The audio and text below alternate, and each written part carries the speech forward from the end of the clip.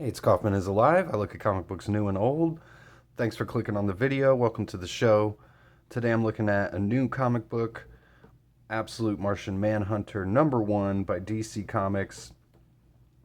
I got the foil edition. This was one I'm really looking forward to.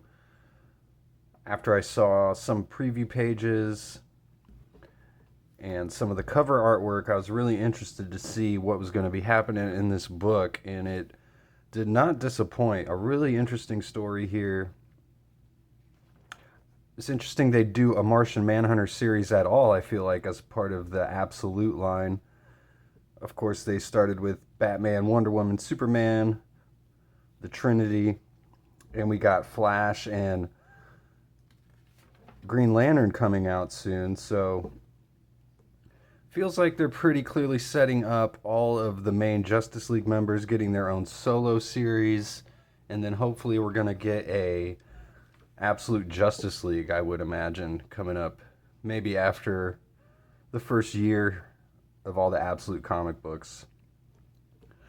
But this story, very different from the Martian Manhunter, the modern Martian Manhunter, but a lot like a throwback or an homage to some of the original Martian Manhunter stories.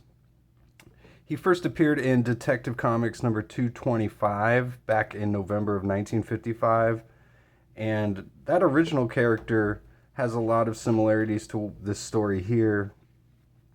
We've got this detective named John Jones. He's in an explosion, and he starts to get these transmissions from some sort of alien creature. Throughout this entire book, he's basically suffered, a traumatic brain injury from this explosion he was in. And the doctors basically tell him that he's okay and he can go back to work. He lights a cigarette here, and the doctor's like, "You can't smoke in a hospital." And then he's like, "Well, then where's all the smoke coming from?" And we start to see some of the weird visions that he starts to see himself all throughout this book. This is pretty funny, though. He goes outside after he's told he can't smoke, and everybody out here is smoking. And his wife, Bridget, she can't believe that they're just like, he can go back to work. He's like, "That's the job." And then he starts seeing visions of things that like unlock memories. And again, he's given like a transmission of what the memory is that he's remembering here.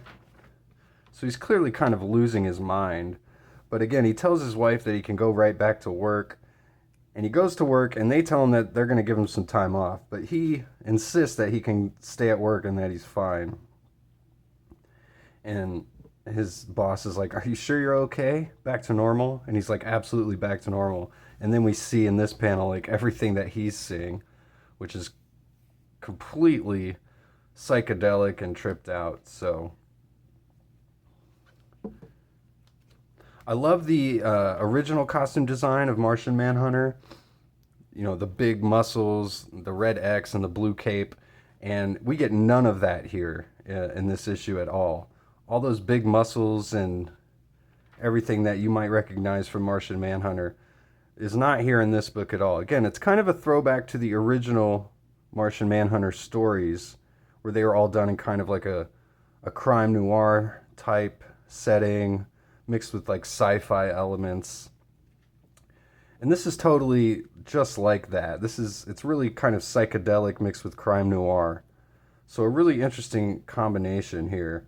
Javier Rodriguez is the artist here, and again, I think this is going to be some stuff that people are going to look back on this book as some pretty awesome stuff, some classic stuff. So he's told by his wife, maybe you should go check on your kid. So he checks on his son Tyler, who's making these dolls, but there's no doll for Daddy here. And when he asks about it, he just sees this Martian walking towards him here. And we're kind of left to assume that this is most likely just in his head. This is what he's seeing. but his son does point at it. So he says he's trying to fall asleep, but he can't. He's trying not to think. He says, of the smoke, of what's waiting for me in it. Have you ever tried not to think of something? It's all you can think of. Some really great writing in here by Deniz, the writer, as well.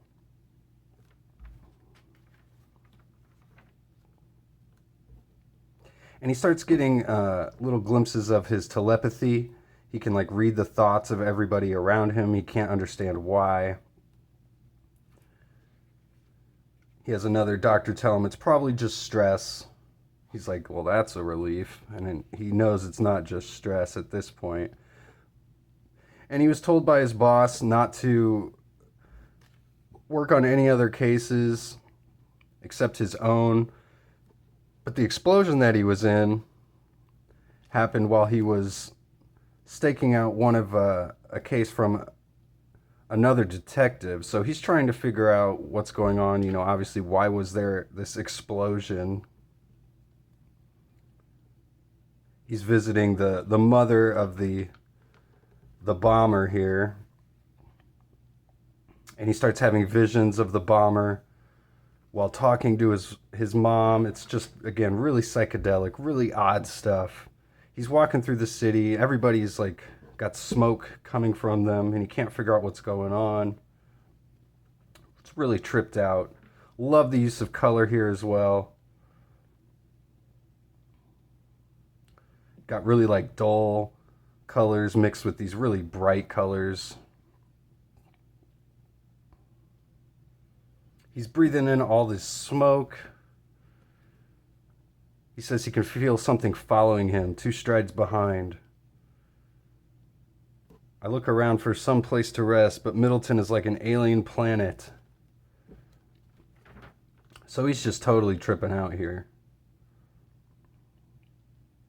He's trying to figure out who's talking to him. The alien says, you, me, we are talking. He's remembering the bomb that goes off.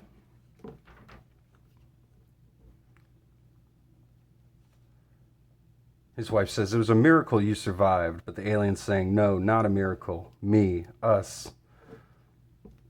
I'd really like to see Deniz write Venom, because this is like a symbiotic relationship, and it's really cool. So he says, remember, look, and then we get this message. It says, message to my fellow Martians, activate your Martian vision. Please take page 25 of the comic book in your hands and hold it up to a light. Use a reading light. And so this is really cool. This page, if you hold it up to a light, you actually see the back half of the page. I don't know if you can see that on the screen here, but you hold it up and you can see the Martian from the other side going through the face here.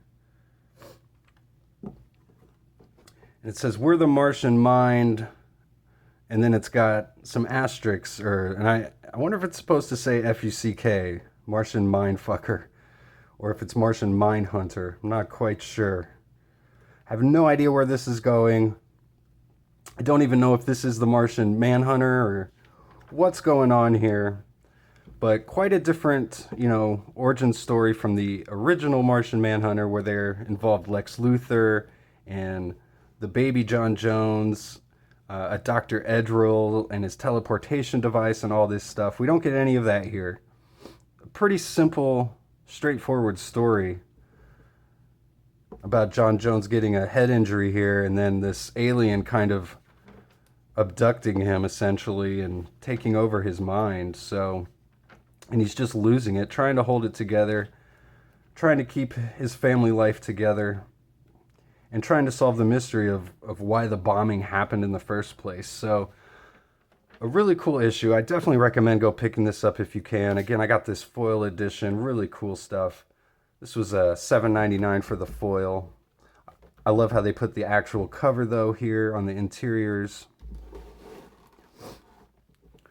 Looks great, and I love how on the foil there's no logo here, just this giant red beam. Looks really cool.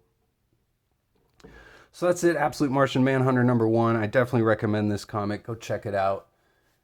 And I'll see you guys on the next one. Go read comics.